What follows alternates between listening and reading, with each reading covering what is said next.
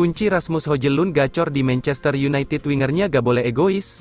Legenda Manchester United, Paul Scholes memberikan saran terkait situasi Rasmus Højlund. Ia percaya sang striker bakal jadi mesin gol yang mematikan andai winger-wingermu tidak egois. Højlund bergabung dengan Manchester United di musim panas ini. Ia direkrut dari Atalanta untuk menjadi ujung tombak baru setan merah menggantikan Cristiano Ronaldo. Performa sang striker di Manchester United sendiri tergolong cukup bagus. Namun sayang ia baru mencetak 3 gol saja bagi setan merah sejauh ini. Scholes percaya bahwa Højlund punya talenta yang besar untuk menjadi mesin gol yang bagus untuk Manchester United. Dia punya tugas besar untuk menjadi penyerang utama Manchester United, namun dia masih sangat muda, buka Scholes kepada TNT Sports. Scholes menilai Højlund punya talenta yang sangat besar. Ia bahkan menilai ada kemiripan antara Højlund dan legenda Premier League, Alan Shearer. Dia memang belum memiliki catatan gol yang bagus sejauh ini, namun Anda bisa lihat ia mampu menempatkan diri di posisi yang bagus. Dia perlu menemukan gaya bermain striker seperti apa yang ia inginkan.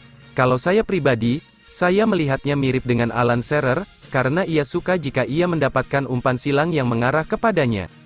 Menurut Scholes, Højlund tidak bisa mencetak banyak gol jika ia tidak diberikan suplai umpan silang oleh rekan-rekannya, jadi ia menilai winger-winger Manchester United tidak boleh egois dan lebih sering memberikan umpan pada sang striker.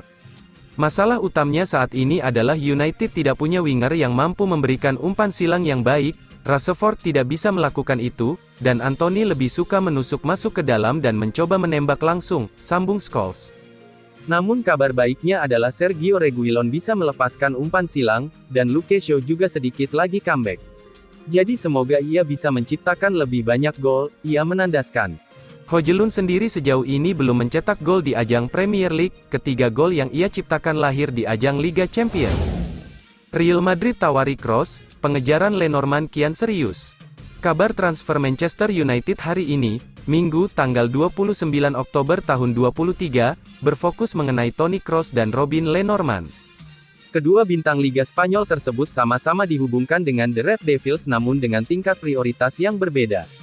The Daily Star melaporkan jika saat ini Kroos sedang merasa tidak nyaman di Real Madrid. Masalahnya adalah perihal waktu bermain yang kian tergerus di usianya yang memang sudah 33 tahun.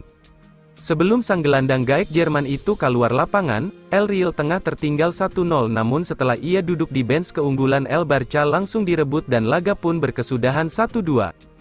Itulah kenapa The Daily Star kemudian mengklaim jika Toni Kroos mengintip opsi untuk pergi begitu bursa transfer musim dingin 2024 mendatang. Padahal kontraknya pun akan berakhir pada Juni tahun depan bersama Real Madrid.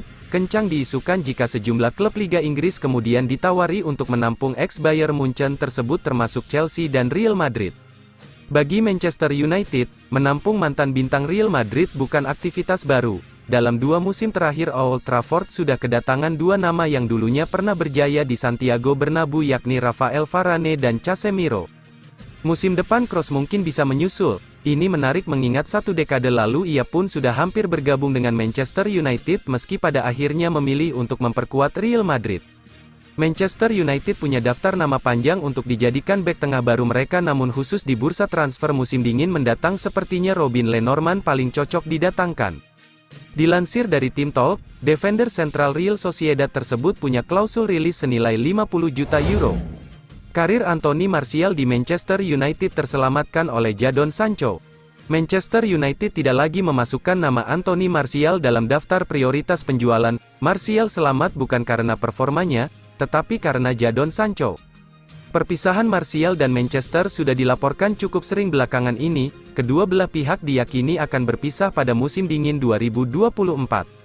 Martial tidak masalah dengan hal itu, toh dia merasa mencari klub baru untuk memperbaiki karirnya juga jadi opsi yang tepat baginya.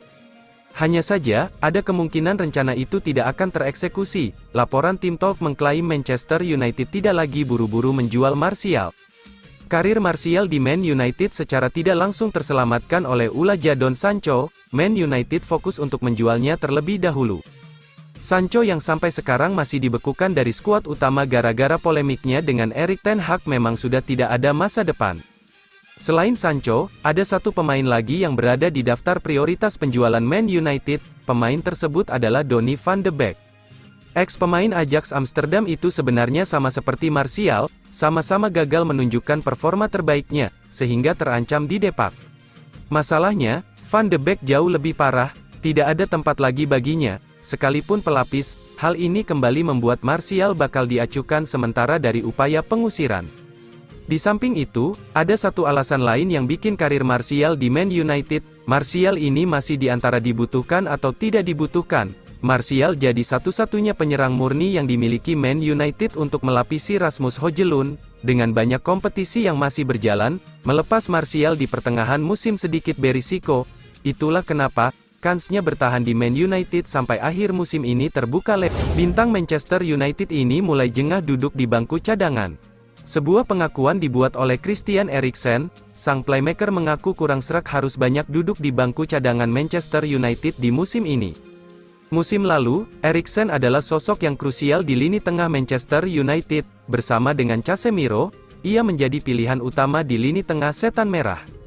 Namun nasib sang playmaker berubah di musim ini, ia lebih banyak masuk sebagai pemain pengganti di skuad setan merah karena kedatangan Mason Mount dan Sofyan Amrabat.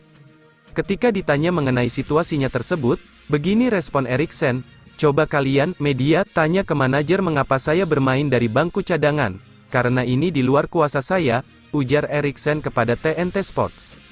Eriksen mengaku bahwa ia mulai jengah hanya masuk sebagai pemain pengganti di skuad Manchester United. Untuk itu ia berharap diberi kesempatan untuk lebih sering jadi starter, kendati ia siap berkontribusi jika dimasukkan sebagai pemain cadangan. Eriksen juga menyebut bahwa ia belajar banyak sebagai pemain cadangan. Ia menilai bisa menganalisis jalannya pertandingan sehingga ia tahu apa yang harus dilakukan ketika ia dimasukkan sang manajer. Eriksen baru-baru ini membuktikan bahwa ia sanggup jadi pembeda bagi Manchester United meski masuk dari bangku cadangan. Ia membantu setan merah menang 1-0 atas FC Copenhagen, di mana sang playmaker sukses membuat assist untuk gol Harry Maguire di laga ini.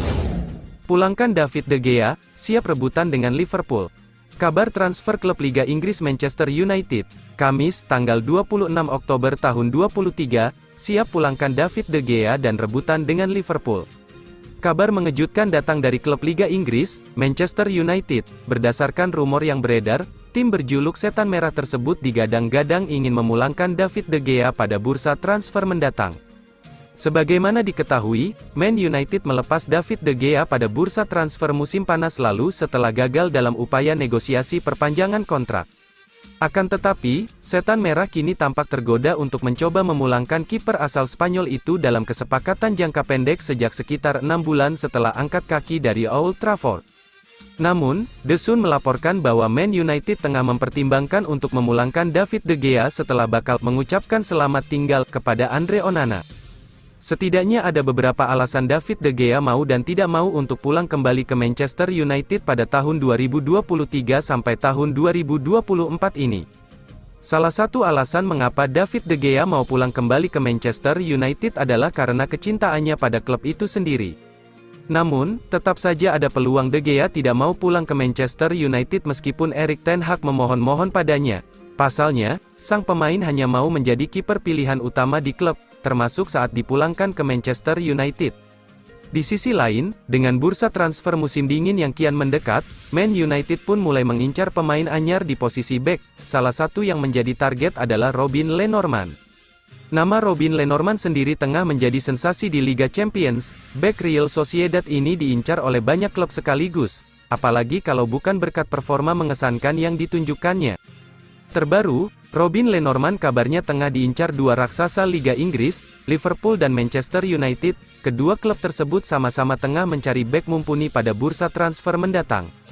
Dilansir dari daveocop.com, penampilan Robin Lenormand yang ciamik bersama timnas Spanyol dan Real Sociedad membuatnya dilirik oleh Liverpool dan Manchester United. Bahkan, tak hanya menarik minat, Robin Lenormand juga telah dipantau langsung oleh pemandu bakat dari dua klub yang memiliki sejarah rivalitas panjang tersebut. Namun, Liverpool dan Manchester United bisa mencoba memaksa Real Sociedad untuk melepas sang pemain dengan menebus klausul rilis senilai 50 juta euro. Gary Neville skeptis Sir Jim Ratcliffe mampu nafkahi 5 hewan lapar Manchester United.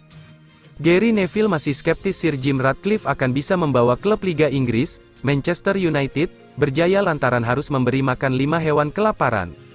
Sir Jim Ratcliffe saat ini menjadi satu-satunya kandidat pemilik Manchester United usai mundurnya Sheikh Jassim beberapa waktu yang lalu. Sir Jim Ratcliffe tetap teguh pada pendiriannya, yakni menguasai setan merah 25% saja demi mempertahankan keluarga Glazer tetap di Old Trafford. Dengan punya power hanya 25%, konglomerat Inggris itu memunculkan rasa penasaran dalam diri legenda Manchester United, Gary Neville.